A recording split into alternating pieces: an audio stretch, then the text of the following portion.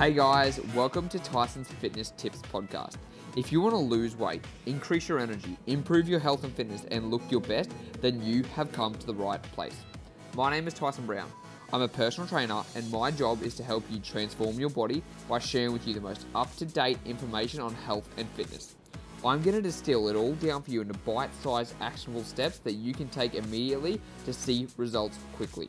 Now, every Tuesday and Thursday, you can expect a brand new episode, which will be a mixture of interviews with top experts from around the world in the fitness space, and as well as solo episodes from myself, sharing with you exactly what action steps you need to take to transform your health, your body, and your life. Also, don't forget to listen all the way to the end of the show, because in the middle, I'm going to share with you a time-saving tip, and it might just be a game changer. I know you're short on time, and this one can save you a lot of time and a lot of energy. So, let's get into the show.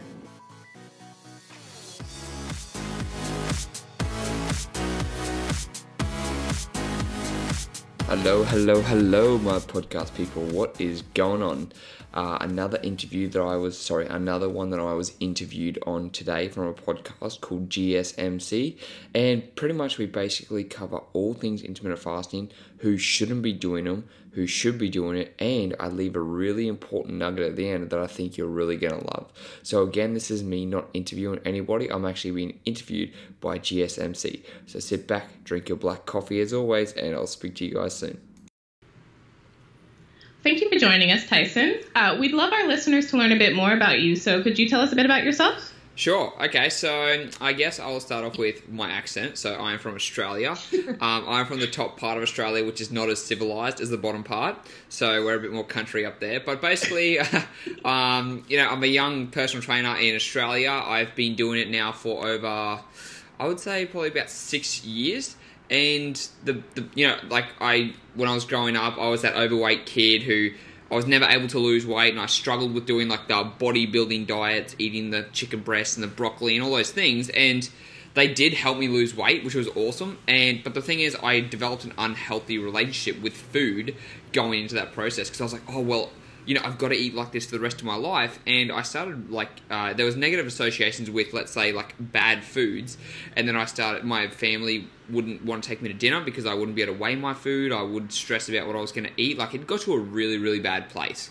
And I knew there had to be something different. Like, I'm like, okay, this is not right. How can I still be able to live a lifestyle and hang out with my friends, but not be so strict and diligent about this food? And so that's when which is why I reached out to you girls to talk about the book that I've written, is Ditch the Diet, because I realized intermittent fasting, when I came across it, isn't a diet per se. And when I found out about it and I started following it, and I realized that I wasn't gaining weight and I still was able to eat, like, let's say, the foods I enjoyed, I was like, whoa, like, this is completely different to what I've ever learned before and to what everyone else has told me. Like, this is the complete opposite. And ever since practicing that and then having other people try it too and help them achieve their results, like, I knew that I needed to teach more people about the intermittent fasting approach, which is kind of what my expertise is, I guess you would say, around that area when it comes to health and fitness.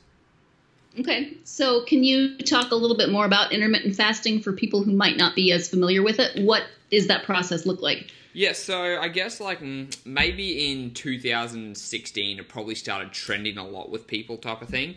Like there are all the diets that go up and down. But intermittent fasting isn't a diet per se. It's more of like a lifestyle approach in the way you eat, right? Because you're not saying, if I'm doing intermittent fasting, you don't associate any foods with intermittent fasting. You associate a time where you are eating during the day and a time where you're not eating during the day. And that is like the basic simple premises. So just think about certain times you are eating, certain times you aren't eating. And everyone practices some type of intermittent fasting on a daily basis. When you stop eating dinner and you go to bed and then you wake up at breakfast, you've done just an 8 or 10 hour fast most likely. Right. Do you have, when you talk to people, do you specify a certain amount of time for fasting, or is that up to each person? Is everyone different in the time? Look, usually the benefits, which I'm sure we'll go into later, start around the 16-hour mark, right? Which is why I always advocate people to go for 16 hours without food. But, at the start, if someone's not ever used to that, I will get them just starting with a 12 or a 14-hour fast to gradually work into the process of doing that 16 hours. Because it's just like anybody who goes into a diet And then the reason they fail is because it's so strict. If I say, hey, you have to eat, you can't eat for 20 hours a day, how many people are going to want to stick with that in the long run? Not very many. So it's just about that gradual approach of saying, all right, let's try 12 hours, let's try 14, let's try 50. And it's just that small approach until people can figure out what works best for them. And then that can be anywhere from 16 hours minimum up to 20 hours if they want to do with that. Okay. So can you tell us a bit, what are the benefits for doing intermittent fasting? So I think the biggest benefit is weight loss for people, right? And it's not because intermittent fasting is some magical pill that's going to completely transform everything. It's just because you're able to stay in a bigger calorie deficit with the weight loss since you have a shorter amount of time to eat. So if you imagine, let's say you're supposed to eat 2,200 calories in a day. If you can only eat that 2,200 calories in, let's say, 6 to 8 hours compared to waking up for breakfast and then your last meal's at 8 o'clock, you could be eating for over 12 hours a day. So the biggest benefit is just being able to reduce the amount of time you have to eat and then put you in a calorie deficit. But opposed from that, there are a lot of other benefits out there. So a lot of people notice that they're more focused, they have more productivity when they're actually, not eating or they're not thinking about food. Because when we are digesting food, the blood is going to our stomach, right, to get that digestion going. So that means you don't have as much blood flow to your head, which means you aren't thinking as straight, especially I'm sure people know after they have a big lunch, they're like, oh, I'm ready for a snooze now, and it's just because that blood flow is being diverted away from your head. So increased focus, increased productivity, fat loss, and there are a lot of other benefits that come along with it that I don't want to dive too much into the science, but there's something called cell autophagy, and that means basically the recycling of bad cells and being replaced for good cells. So there have been claims, there's research out there, but not a lot backed up, why this could actually help with cancer, like get rid of old cancer cells and be replaced with new healthy cells too. However, I'm not going to say that's a sole benefit because it actually hasn't been backed up yet. Right. Okay. How about on the opposite end of the spectrum? Are there concerns or things to keep in mind in this process that you should be aware of? Oh, yeah, for sure. So if you have let's say you have an eating disorder and you have a problem with just getting enough food in as it is, you probably shouldn't be doing this diet because, if you're eating 300 calories or 500 calories a day, something ridiculous, and then you're trying to add intermittent fasting on top of this, that is just setting you up for disaster, and that's going to ruin your metabolism. It's going to affect your thyroid health. It's going to affect everything. So if you are someone who has an eating disorder, I would highly recommend that you do not do this diet. If you're someone with a small appetite, and if you can stick to eating 2,200 calories a day, and you're eating in a 12 or 13 hour window, then you don't have to do it. Because if you have a small appetite and you can be satisfied with smaller meals during the day, the same thing, then intermittent fasting may not be for you because you might be severely unrestricting your calories, right? Which is a big problem. Then there's, when it comes to pregnancy, clearly you need to be feeding yourself and you need to make sure that your baby's got enough energy, enough fuel too. So I would never ever recommend a pregnant woman follow intermittent fasting either. Okay. Is there any sort of common misinformation that people often think about intermittent fasting that you want to sort of debunk? Yeah, I think that the one thing that people still ask me all the time is how long until your metabolism slows down from intermittent fasting or things like that. And to be honest, your metabolism will not slow down with intermittent fasting if you're eating. This goes back to, again, making sure you're getting enough food in during the day, because we're technically designed to go for periods of time without food. I mean, we never just walked up to a woolly mammoth, cut him open and decided, and just cut him open and had a feed whenever we could. There were times in our life when we couldn't eat food. So it is completely adaptable and there is no risks with your metabolism slowing down or anything like that, as long as you're getting enough food. Now, if people go for longer periods of fasting, 32, 72 hours, those type of things, then you're getting into different territory, which is what I don't touch, because those long-term water fasts, just things like that, they're not used as a weight loss. They shouldn't be used as a weight loss strategy, and that's what most people are usually focusing on intermittent fasting for. And another thing when it comes to a myth that people think of too when it comes to slowing down the metabolism, whether you if you lose weight on any diet, your metabolism will slow down, and it's simply because you're lighter. The lighter you are, the less your body has to work over time. So you will have a slowdown of your metabolism, whether you're doing intermittent fasting, whether you're just doing a low carb or high fat, whether you're doing anything. When you lose weight, your metabolism will slow down just because it doesn't have to work as hard. Okay. And then there's all of these, I don't want to call them fads, but they're very popular right now, things like keto and paleo. do people combine different things with intermittent fasting? Would you recommend that, or would you tell people to steer away from combining those types of diets? Look, at the end of the day, if they want to do it, like, I mean, they can if they want, but my big thing is, like, this is not supposed to be a diet. Like I said, it's supposed to be a lifestyle choice. So if you're doing, like, keto, I just personally think it's short-term results, but long-term unsustainable. And it's just like, why would you not want to have your carbohydrates, right? You can have carbohydrates, sweet potatoes, things like that, and still be able to lose weight. So if you want to add, like, if you're doing keto and you're like, you know what, I'm going to do intermittent fasting, my question for you is, why do you want to add those two together? Like, this is not going to make it some super weight loss pill that's going to magically help you drop all the weight. I mean, sure, it might, but it's also got to be sustainable for you too. And this is why I'm a big advocate of intermittent fasting as a lifestyle, not a diet, because like I said, you can still eat all the food you enjoy. Not all the time, not whenever you want, because calories are still important, but you can still go out, and let's say if you're going to go out for drinks with a friend the Friday night, if you make your fasting period longer, you just have a small meal before you go out, then you can have, let's say, extra calories to go and have your drinks and enjoy it with friends and family without saying, nah, I'm on a diet, I can't drink, I can't have that piece of chocolate, I can't do it, like, I can't do those things. I just feel like that's not sustainable in the long run, because it wasn't for me when I was younger, and I know a lot of my clients don't want to give up their fun lifestyle with friends and family just so they can lose some weight and look great, like with a six-pack, you know? Okay. So beyond the amount of time that they're fasting, is there anything that people would need to sort of change to be individual from one person to another? What exactly do you mean by that? Can you just, like, kind of go a bit deeper? So you mentioned that, you know, there's the different amount of times that different people would be fasting. Some people might be fasting for longer. Is there anything else that they would do differently from one person to another? Is it just the timing? It could be the timing. It could actually be, some people might do better with doing, it's called alternate day fasting. So let's say there's the diet called the 5-2 diet. So 5 days during the week you eat normally, but on 2 days you severely restrict yourself, right? So let's say for men it's about 800 calories and for women it's 600 calories. And some people just like to do, you know what, I'm only going to do fasting twice a week and eat normally on my other times a week. And that's just that's another approach people can take too. So it doesn't really matter you've got to find out what works for their lifestyle, because some people are just like, you know what, I don't want to do the 16-8 or the 18-4 every day. I would rather do something where maybe twice or 3 times during the week, I just do a complete different fast. Like for me, I will do a 24-hour fast. I'll do 16-8 from Monday to Saturday, and then Saturday at 3 p.m. until Sunday 3 p.m. I'll do a 24-hour fast once a week too. Okay.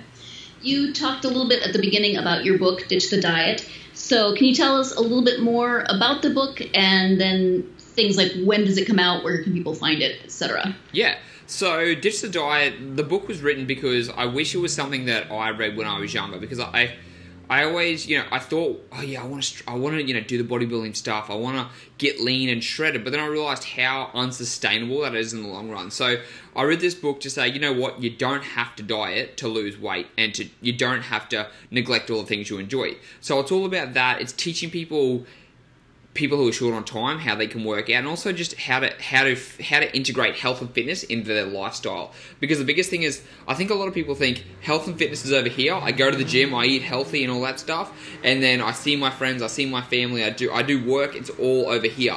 But you need to integrate that, because it's health and fitness is a part of your life no matter what. And so I teach people how to do that. The book doesn't have a confirmed release date yet, but it will be coming out in the next few months. Pretty much I'm just trying to find a good title, a good title page. I want it to make it look nice and pretty for everyone out there, so they can go, oh, that's a nice book, I want to get that one. But if they want to get a free chapter of the diet, they can go to www.tysonbrown.com.au/ditch the diet, and they get a free chapter of the book, and then they'll be notified when it actually does come out. Okay. And you mentioned also that you do coaching. Can you tell us a bit about that? Yeah, so with the online personal training, the reason I've started doing that is because anybody can Google a workout. Anybody can Google, like diets. They can Google intermittent fasting. They can download my free cheat sheet and follow it. They can do all those things. But a lot of people, I felt like, don't have the accountability to be able to stick to something. And that's why I really think the online coaching is really important, because not only do people get a personalized nutrition program and a personalized workout program, but they get that accountability of me checking up on them and saying, hey, what are we working towards this week? How's the progress going? If they get stuck somewhere and they have a question, I'm there to answer it in real time. And that's the best thing about the online, is I can help people all over the world, whatever time it is, answer their questions and keep them on track. And that's why, the online coaching has been so beneficial for so many people, because it's not like here's a meal plan that you have to follow. It's, okay, let's understand how you're going to fit the food you enjoy into your diet, and how to understand what foods are made up of too. So it's not just that coaching process, it's actually the education process that goes behind it too, to teach people how they can do this by themselves. Because you're not going to want a trainer forever, but you need to be able to have the basics understanding of how to do things by yourself when you don't have a trainer too. Okay. I'm going to ask the somewhat rude question, but the one that people are going to ask when it comes to coaching and training. How much does online coaching cost? Okay, I'm not going to talk about... No, I'm just doing it. So it's $50 a week Australian, which comes to about $37 a week American, I'm pretty sure. So you guys get the good end of the bargain if you did that type of thing. Okay. And people would go to your website for that? Yeah, they can go to my website, or they can reach out to me. I'm pretty... all over the place on Instagram. Like, that's where I spend a lot of my time doing my stories. So if they send me a direct message at Tyson the Trainer with 2 R's, and they say, hey, like, I heard you on the podcast, want to know about coaching, or if they have any questions, best place would be to DM me on Instagram. Okay. And so you've mentioned Instagram, you've mentioned your website. Give us your website again, and then tell us if you're on any other social media and where people can find you there. My website is tysonbrown.com.au. And like, same thing as Instagram, it's Tyson the Trainer with 2 R's. They're probably the 2 biggest places that I'm active on at the moment. And if you guys actually go to tysonbrown.com.au/IF for intermittent fasting, I've got a free cheat sheet that has over 40 tips on how to fit into your lifestyle. And it's just something you can download for free. Okay. We have pretty much covered all the questions that we had. Is there anything else that you want to talk about that we haven't touched on, but that you really want people to know about intermittent fasting, or just diet and exercise in general, nutrition in general? Yeah, I think one thing I want to share is, even though I'm such a big advocate of intermittent fasting, that's my belief, that's what I want to teach people, it's not going to work for everyone. And if it doesn't work for you, don't stress about it, because you're going to find something out there that works for you at the end of the day. And it's not a secret bullet. There's no magic pill out there. Whatever you're following, you've still got to, it's all about the calorie control, right? Like, you can be doing intermittent fasting and you might not lose weight, and you might think it's not worth it, but at the end of the day, it's probably because you're still eating too much food. And so it does, I just want to make that point so clear to people, that they think that if they go on this diet or if they follow this eating plan, it's going to be the magic trick, and then they don't see results. And it's just because they're most likely eating too much. It's like the people who snack on high amounts of nuts and peanut butter and all those things. If you do that while you're doing intermittent fasting, there's going to be no difference in the weight loss. So any diet's going to work for you. You just need to make sure that you're in that calorie deficit. And if intermittent fasting doesn't work for you, do not beat yourself up, because there are plenty of other things out there that you can follow. And then you made me think of something else. Obviously, people still need to move. They still need to exercise in some ways. But what do you recommend when people are doing intermittent fasting in terms of exercise? Does it affect your exercise in terms of, like, if you've been fasting for 16 hours, should you eat first and then exercise, or what do you recommend? That's a really good question. I'm actually glad you brought that up, because I totally blanked on that one. A lot of people... Because we're used to having food, most people probably are used to having food in their stomach when they work out. So what you're going to realize is you're going to have a slump in energy at first, because your body is not going to know it. Your body's like, whoa, like where am I going to get my energy from, because it's starved of, from you being fasting so long. So that means your body's not really going to be certain of what to do. So if you're going to start exercising on an empty stomach, keep it light first. Start with your morning walks and maybe just a light jog or some lighter weights until you train your body to be able to train without food. Now, for me personally, I just like to train without food in my stomach because I feel lighter. I don't feel like there's anything, in my stomach. I don't feel like I'm just heavy. So, especially when it comes to me doing chin-ups, the biggest excuse I have is like, oh God, this is going to be terrible. I've got food in my stomach. But so I like to exercise without food. But some people, they need something. So you might do your 16-hour fast, have a banana or something light, and then go into your workout. But there's no hard and fast rule as to whether you should train fasted or whether you should train fed. It all depends on the person. And actually, this is another big myth. A lot of people think they're going to lose muscle mass if they train on an empty stomach. As long as you train on an empty stomach and then you eat afterwards and you get some protein in your diet, you're completely fine. Okay. All right. Well, Tyson, we want to thank you for being on the show today. Is there anything else you'd like to say before we go? No, just make sure you guys follow me on Instagram because I do some pretty funny shit on there. Okay, good to know. All right. Thank you. Thanks for having me, girls. Hey, thanks for listening to the podcast. I really appreciate it. Now, I've got a special gift for you. If you want to learn how I managed to lose 10 kilos and keep it off, then I've got the perfect treat for you. I've got a free intermittent fasting cheat sheet that I share on my website that shows you exactly how to diet effortlessly with intermittent fasting and fit it into your busy lifestyle. And more importantly, this is the exact guide that I follow every single day that allowed me to lose 10 kilos of body fat and keep it off 4 years later. So head on over to www.tysonbrown.com.au and pick up your free cheat sheet today and learn how to fit intermittent fasting into your life and diet effortlessly. Once again, that's www.tysonbrown.com.au. Opt in for the free cheat sheet and I'm going to send it straight to your inbox for free. Until next time, speak to you guys then.